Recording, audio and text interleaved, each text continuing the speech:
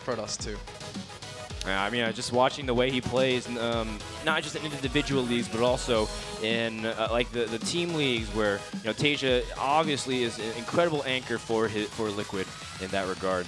Now, the first map will be Daybreak, a map that has been around for about a year now, Chef. This has been studied, it's been played on so many times. What are your thoughts about Daybreak for the first map? Well, a lot of people throw in a lot of new maps, and I'm really happy that we're getting to see this map played with such high-level players. Instead of doing something different or something new, we're going to see their tried-and-true strategies. This map is a very macro-heavy, potentially. It's also very, like, if you have a really good cheese you want to show off, show it off here too. So I'm really hoping to see just their best builds in this map. That's right, guys. Everything grows. This is Winners Bracket round number 4 between Tasia and Creator. A Terran versus Protoss between two of the highest skilled players. Let's get ready to go into the game. Tasia versus Creator with Frodan and Chef. This is IPL 5.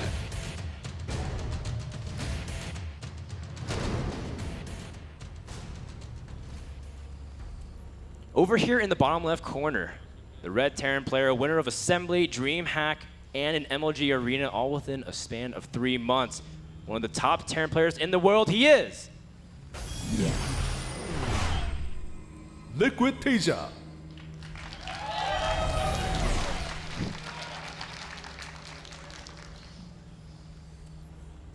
Spawned here in the top right corner under the ID barrel. The second place finisher at BWC and one of the aces for Team Prime. He is. Yeah. Creator Prime.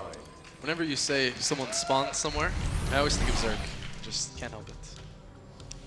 Other races should warp in the right-hand corner, or land in the bottom left corner. That's my thoughts. That's interesting. I never thought of that. Well, I wonder if Creator's going to think of this. Tasia starting things off a little feisty. Oh yeah. He's building a barracks now, like super proxy, right below where the Protoss can go. And now we're going to have to see, because Creator here is saving up a lot of minerals. He could do a Nexus first. And this would be almost the perfect. Well, he's scouting. Okay, this could save him. He's scouting with that probe. He's going to see the gas. He's probably not going to think that there's a proxy barracks. But I guess he is. He's building a gateway. He's not building that Nexus that he wanted to build. No, if you see gas and you don't see a barracks anywhere, I mean, he might check the low ground again just to be sure in case it's off place somewhere, and it might be just like a misplaced barracks, and then you drop a factory. But he's taking the safer route, because if this is a proxy Marauder build, which it looks like all indications that it might be, but no, actually he's going straight into a Marine instead. Then his Creator needs some units to defend, otherwise he's not going to be able to do anything. Yeah, the Marines even. Well, it was rallied back, and now with this scout, it's rallied forward. So we're going to have to see if that Marine tries to pick off a probe. And the probe's scouting around a little bit, trying to see if there is some sort of timing attack. I mean, you can even look at Tasia's, in all of his accomplishments. You saw his finishes at MLG, but look at that placement of the bunker just outside the vision. Now, Creator is pulling some of his probes and trying to see if he can get surrounded on the Marine, but Tasia is just going to run and try to stall for time onto this bunker, which shouldn't really be able to go up now that they got a full surround on it. Yeah, he's just trying to delay mining time, and he even got a probe with this. He's going to get a second probe. Oh, the probe's trying to kill it, and the Zealot finally gets here. Creator's forced to pull more probes, but in the end he does stabilize, but he does. Tasia gets some nice snipes there. Yeah, and this is all just from that small decision of almost a blind.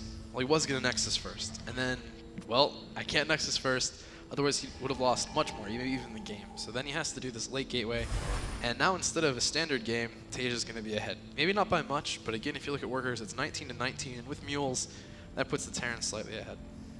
As you guys can see, Tasia did have some wrist problems that really hampered his performance. But overall, Tasia still, like, it's kind of like the same case with MVP. It's like, man, if it takes, or if he can still play at this high of a level, in spite of that injury, it's absolutely amazing to watch.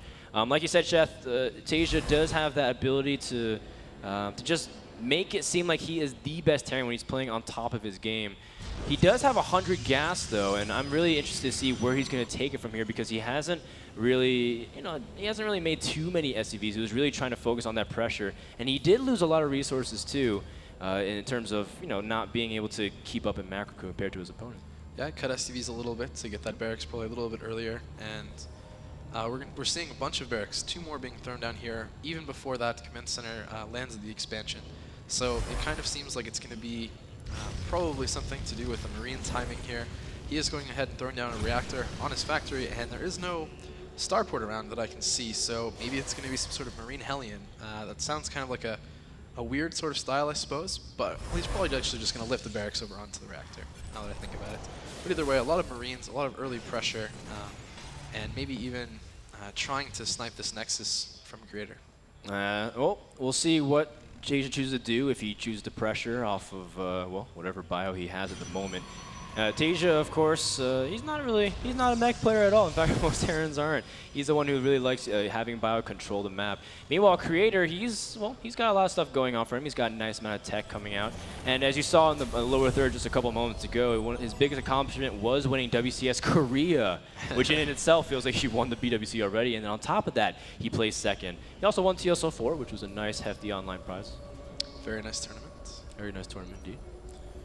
And we are seeing Creator just kind of playing a fairly passive game, throwing down 2 more gateways, having this robotics facility so he can get an observer out to see what's going on. And Tasia, instead of going for like the timing like I kind of thought he would for a second, he's playing it more into a macro situation.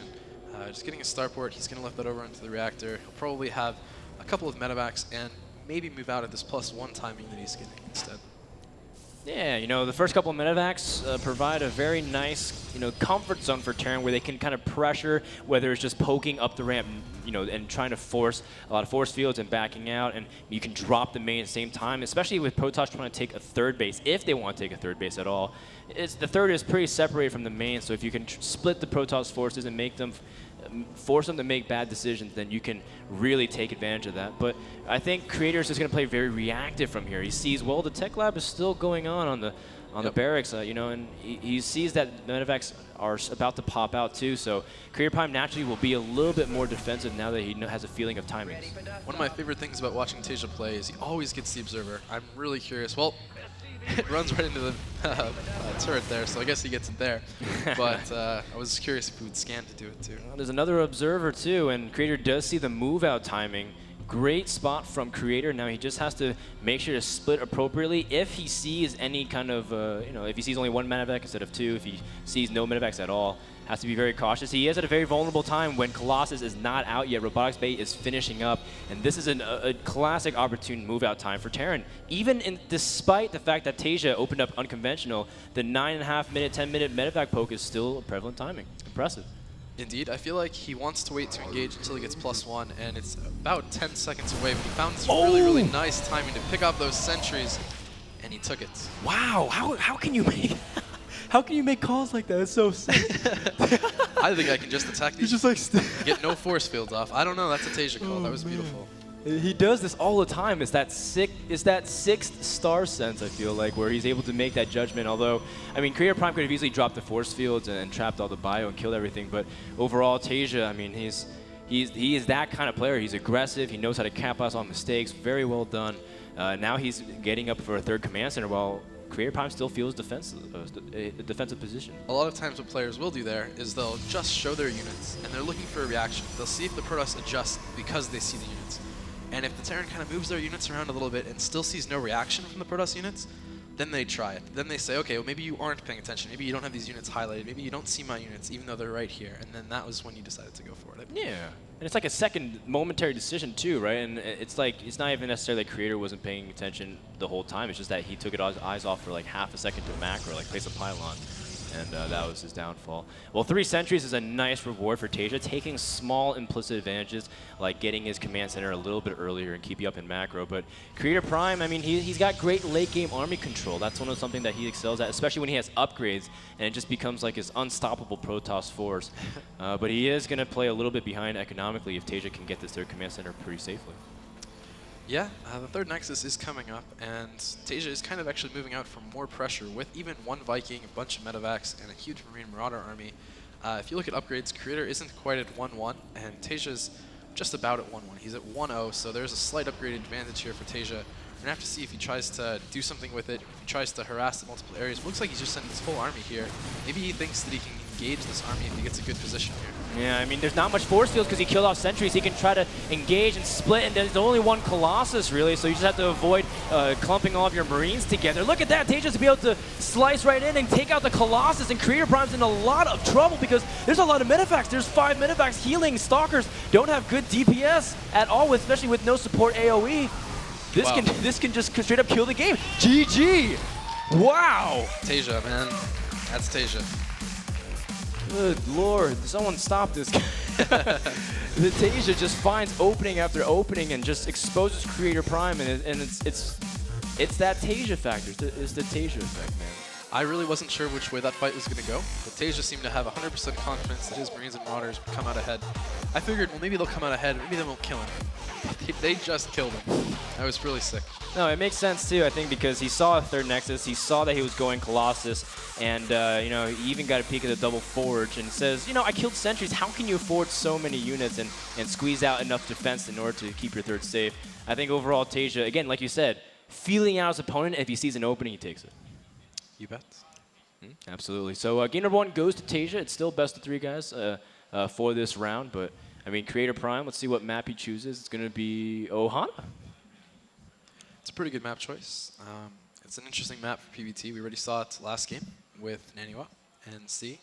I don't think Tasia's going to go mech again, but you never know. Yeah. I mean, I don't think, I will be very surprised if any Terran goes back against another Protoss in this tournament, but it might be a C exclusive.